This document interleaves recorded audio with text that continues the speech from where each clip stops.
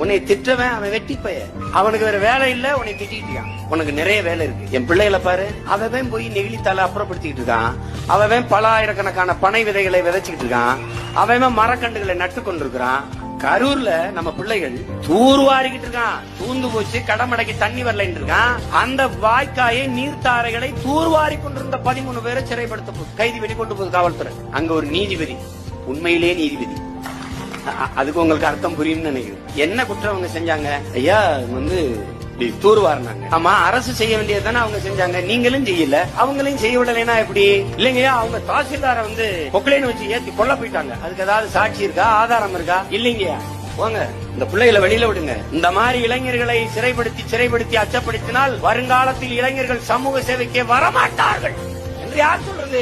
அப்படிப்பட்ட நீதிபதிகள் இருக்கிற வரை இந்த நாட்டில் நீதி செத்து போகாது. நான் பல தடவை சொல்லிட்டேன், என்னை திட்டதுக்கு நானே கவலைப்படுறதில்லை, நீ ஏன் கவலைப்படுற? இந்த இடத்துக்கு வரும்போது ஒன்றை என் பிள்ளைகள் நல்லா என் உடன் பிறந்தவர் விளங்கணும். எந்த மக்களுக்காக நீ உழைக்கிறியோ, எந்த மக்களுக்காக நீ ஈகம் செய்கிறியோ, எந்த மக்களுக்காக எல்லாவற்றையும் விட்டு நீ அரும்பாடாக்குகிறியோ, அந்த மக்களாலேயே நீ கேலி செய்யப்படுவாய், விமர்சிக்கப்படுவாய். இதுக்கு நீ தயாராய். பொது சேவைக்கு, பொது வேலைக்கு என்று வந்துவிட்ட பிறகு நீ கொடுக்கிற முதல் விலையே